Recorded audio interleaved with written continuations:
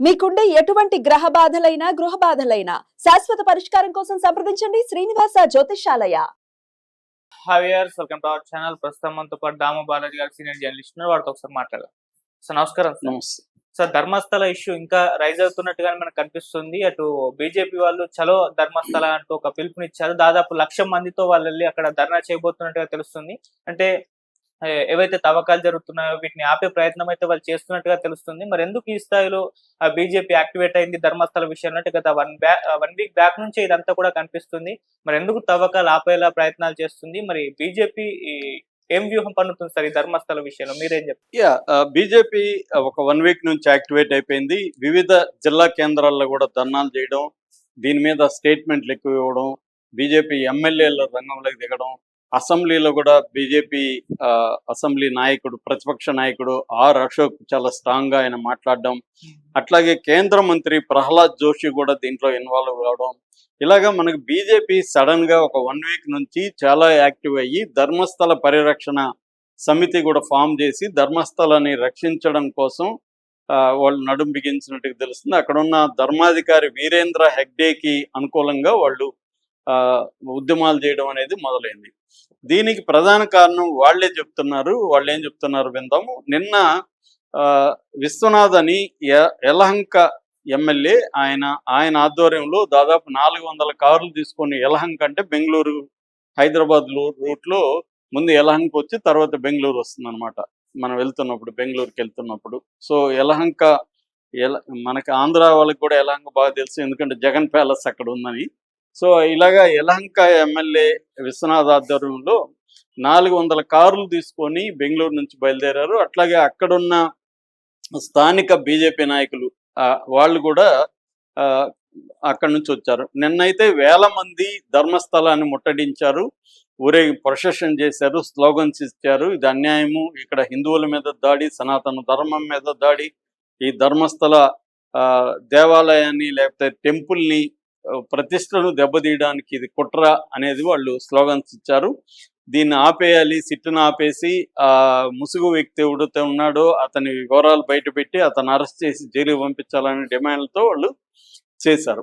విశ్వనాథ్ నిన్న బీజేపీ నాయకుడు విశ్వనాథ్ మీడియాతో మాట్లాడి ఆయన క్లియర్గా ఏం చెప్తున్నా అంటే, మేము బిగినింగ్లో కొంత సైలెంట్గానే ఉందాం అనుకున్నాం, ఎందుకంటే ఇతను ఇంత ధైర్యంగా వచ్చి చెప్తున్నాడు, ఎముకలు తీసుకొచ్చాడు, చాలా మంది లాయర్లు ఇతని సుప్రీంకోర్టు లాయర్లంతా కేవీ ధనంజయ్ లాంటి సుప్రీంకోర్టు సీనియర్ లాయర్లను సపోర్ట్ చేస్తున్నారు కాబట్టి ఏమన్నా ట్రూత్ ఉందేమో బయటికి రాని అని మేమే సిట్టును కూడా ఆహ్వానించాము.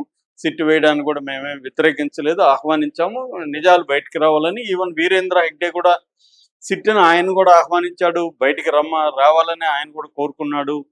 కానీ ఏమైంది, ఇప్పుడు 17 నిన్నటికి 17 చోట్ల తవ్వారు. ఇతను చెప్పితే 17 చోట్ల తవ్వితే కేవలం 6వ ప్లేస్లో మాత్రమే లోపల బయటపడ్డాయి.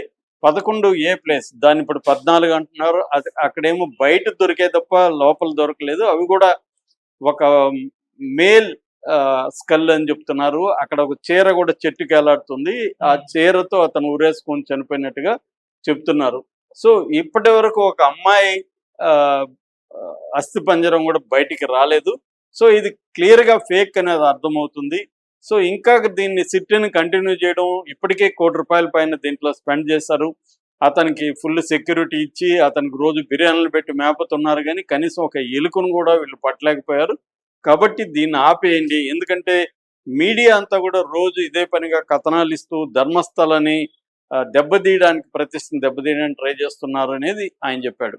కాంగ్రెస్ ప్రభుత్వం మీద డైరెక్ట్ గా ఆయన విమర్శ చేయలేదు. కాంగ్రెస్ ప్రభుత్వం సిట్ వేయడానికి మేము కూడా ఆహ్వానిస్తున్నాం, ఎందుకంటే ఒక వ్యక్తి వెళ్ళి కోర్టులో విత్ ఆధారాలతో వాంగ్మూలం ఇచ్చినప్పుడు ఖచ్చితంగా విచారణ జరిపించాలి. కాంగ్రెస్ ప్రభుత్వం జరిపించింది, కానీ మేము ఇప్పుడు డిమాండ్ చేస్తున్నాం, దీన్ని ముగింపు పలకండి. సో ఈ వ్యక్తిని అరెస్ట్ చేయండి. అట్లాగే యూట్యూబ్ ఛానల్ ధర్మస్థలం మీద దుష్ప్రచారం చేస్తున్న యూట్యూబ్ ఛానల్ మీద చర్యలు తీసుకోండి అనేది ఆయన మాట్లాడుతున్నాడు. సో క్లియర్గా ఈయన మాట్లాడేదాన్ని ఆయన ఎవరు డిప్యూటీ సీఎం శివకుమార్ కూడా సేమ్ మాట్లాడాడు. ఆయన కూడా మొన్ననే మాట్లాడి, నేను దీని మీద వీడియో కూడా నిన్న చేశాను. ఆయన కూడా ఏమంటున్నా అంటే, దీని వెనక కుట్ర ఉంది, కాకపోతే అది సిట్టు విచారణ వచ్చినాక చేస్తామని. అంటే కాంగ్రెస్లో కూడా కన్ఫ్యూజన్ స్టార్ట్ అయింది. ఎందుకంటే ఇప్పుడు 20వ తేదీ సిట్ వేస్తే 28 మొదలు పెడితే దాదాపు 20 రోజుల పైన అయిపోయింది. 20 రోజుల్లో 17 చోట్ల తవ్వితే ఒక్క చోట మాత్రమే ఏదో గట్టిగా దొరికాయి, మిగతా అంతా కూడా మేల్ అది తప్ప అదేమీ లేదు.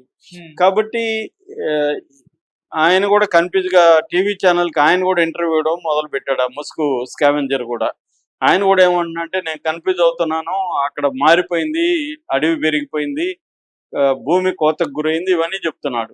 అవన్నీ నిజాలే కావచ్చు, కానీ కనీసం ఆయన ఇన్ని చెప్తే వందలాది పూడ్చినాను అని చెప్పినప్పుడు వీళ్ళు సిట్ అయితే సీరియస్గానే తవ్వుతుంది కదా, మరి ఎందుకు కనీసం ఒక చోటైనా ఒక అమ్మాయి అస్థిపంజరం దొరకాలి కదా అనేది ఇప్పుడు అందరికీ వస్తున్న ఇదన్నమాట.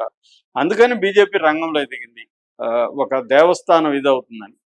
కాంగ్రెస్ కూడా ఆల్మోస్ట్ బీజేపీ దీన్నే ఫాలో అవుతుంది. నిన్న పరమేశ్వర్ ఆయన హోమ్ మినిస్టర్ ఆయన కూడా మాట్లాడాడు, సిట్ నివేదిక వస్తుంది, రేపటికి నేను అసెంబ్లీలో బయట పెడతానని చెప్పాడు. అంటే అసెంబ్లీలో కానీ ఇటు ఎమ్మెల్సీ దీంట్లో కూడా మండలిలో కూడా నేను దీని మీద మాట్లాడతానని చెప్పాడు.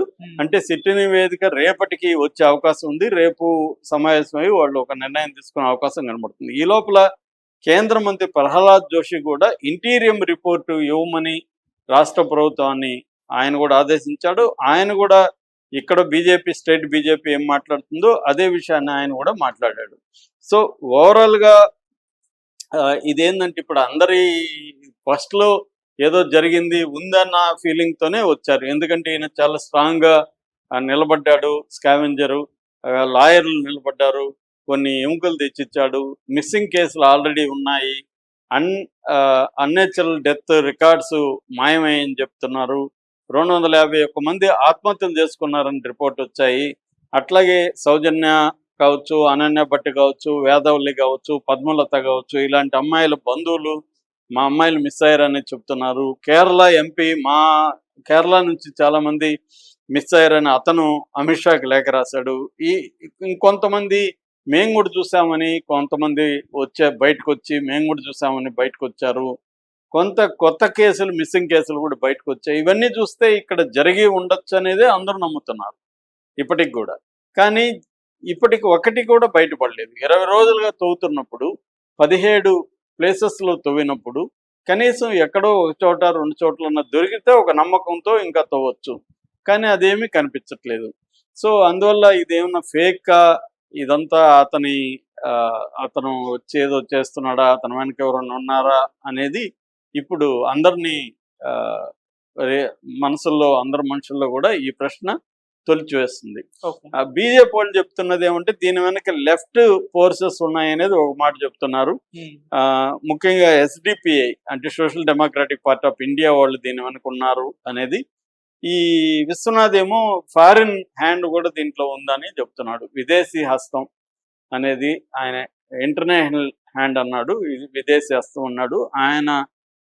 మరి విదేశీ హస్తం అంటే ఏ దేశం దీన్ని ఇబ్బంది పెట్టడానికి ట్రై చేస్తుందా, దానికి వెనక ఎవరున్నారు, ఇదంతా కూడా ఇప్పుడు ఇంకొక విచారణ ఆదేశించే అవకాశం కనబడుతుంది. అంటే ఇది అటు ఇటు పోయి ఈయనేదో సైలెంట్గా దాదాపు 50 years ఆయన సైలెంట్గా ఉంటే ఆయన జోలికి ఎవరు పోయిండేవాళ్ళు కాదు. ఇప్పుడు ఆయన గొంతు ఆయనే తవ్వుకున్నట్టుగా అయిపోయింది. వేరే వాళ్ళ గొంతులు తవ్వడానికి వచ్చి ఆయన గొంతు, ఎందుకంటే ఇప్పుడు ఆయన అప్పుడు కంప్లైంట్లో కూడా ఆయన నీట్గా రాసున్నాడు, ఇది ఒకవేళ తప్పు అయితే ఎలాంటి శిక్ష పడుతుందో కూడా నాకు తెలుసు అని కూడా అన్నాడు. మరి ఆయన గమ్మునుంటన్నా పోయిను లేదు, ఆయన చూపించగలిగి ముందే ఆయన వచ్చి ఎక్కడెక్కడ మనం పూడ్చామనేది ప్లాన్ చేసుకొని ఆ తర్వాత పోలీస్ స్టేషన్కి వెళ్ళి ఉంటే కూడా పోయిండేది. ఇప్పుడేమో నాకు గుర్తు రావట్లేదు, కరెక్ట్గా ఇక్కడ మారిపోయింది అవన్నీ చెప్తున్నాడు. అవన్నీ నిజమే కావచ్చు, కానీ ఎంతకాలం దీన్ని ఇలా ఆయన మాట నమ్మి చెప్పాలి? సో ఇది ఇప్పుడు ఉన్నది. అందుకనే బీజేపీ రంగంలోకి దిగి దీన్ని ఫుల్ స్టాప్ పెట్టాలన్న ఆలోచనతో బీజేపీ వచ్చింది. కాంగ్రెస్ కూడా ఆల్మోస్ట్ అదే పనిలో ఉంది. కాబట్టి నాకు తెలిసి ఇది ఇంకొక 2-3 రోజుల్లో ఫుల్ స్టాప్ పడుతుంది. ఈయన అరెస్ట్ చేసే అవకాశం ఉంది. ఈయన అరెస్ట్ చేస్తే మిగతా ఈయనకి సపోర్ట్ చేసిన వాళ్ళ మీద కూడా కేసులు పెడతారా లేదా, దీని మీద మళ్ళీ ఒక విచారణ వేస్తారా లేదా అనేది కూడా చూడాల్సి ఉంది. Okay sir, thank you so much.